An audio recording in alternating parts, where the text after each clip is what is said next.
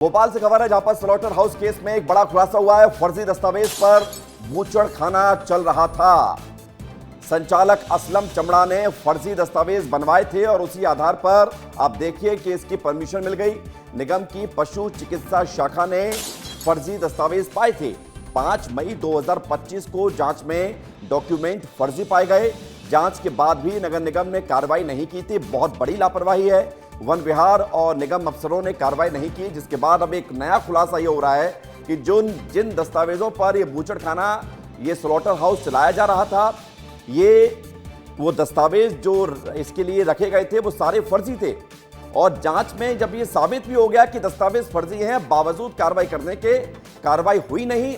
और आप देखते रहे कि किस तरह से यहाँ पर अवैध तरीके से गौमांस मिला था और इस पर पूरी कार्रवाई हुई। और अब जब जांच हो रही है तो ये खुलासा हो रहा है। तो भोपाल से बड़ी खबर, फर्जी दस्तावेज के आधार पर स्लॉटर हाउस असलम चमड़ा चला रहा था और निगम की जांच में जब ये सामने भी आया कि दस्तावेज फर्जी हैं तो कार्रवाई करने के बजाय कोई एक्शन नहीं लिया गया। विवेक राणा हमारे साथ जुड़ रहे हैं। विवेक, ये बहुत बड़ी लापरवाही भी है कि जब ये पता है कि दस्तावेज फर्जी है तो फिर एक्शन क्यों नहीं हुआ?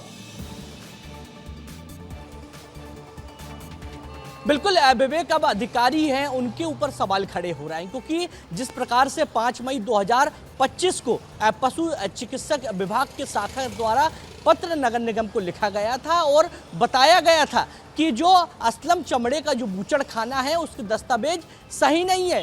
फर्जी दस्तावेज के आधार पर असलम चमड़ा ने जो लीज है बूचड़खाने की वो ली थी, जिसके बाद नगर निगम को पत्र लिखा गया, वन विहार को पत्र लिखा गया और पत्र जो विस्तार न्यूज़ के हाथ लगा उसमें साफ तौर पे विवेक लिखा है कि असलम चमड़ा के ऊपर FIR होना चाहिए, मगर वो FIR नहीं हुई। यानी कह सकते हैं कि अधिकारियों की मिलीभगत के चलते ये जो कारोबार है गौमांस का वो इसी प्रकार चलता रहा। जब ये पूरा मामला जब बजरंग दल ने सामने लाया उसके बाद कार्रवाई हुई। यानी कह सकते हैं कि 20 साल से ये जो अवैध काम है असलम चमड़ा का वो कहीं ना कहीं चल रहा था। जो गाय है उसका वध करके विवेक, अब सवाल पूछे जाएंगे उन अधिकारियों से कि नहीं पूछे जाएंगे कि भाई जब ये पता चल गया था कि दस्तावेज अवैध है तो फिर एक्शन क्यों नहीं लिया गया?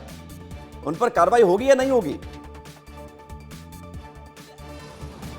बिल्कुल विवेक, एक बड़ा सवाल है, क्योंकि 5 मई 2025 का ये पत्र है और साफ लिखा है कि FIR होनी थी असलम चमड़ा पर। और जो अधिकारी उस समय कुर्सी पर बैठे हुए थे उनसे विस्तार न्यूज़ पूछेगा कि क्या कारण है कि असलम चमड़ा पर कार्रवाई नहीं की गई, FIR नहीं की गई। बिल्कुल, FIR क्यों नहीं हुई, अपने आप में बड़ा सवाल है। अधिकारियों ने एक्शन क्यों नहीं लिया? बहुत शुक्रिया, धन्यवाद आपका विवेक हमारे साथ जुड़ने के लिए, जानकारी के लिए।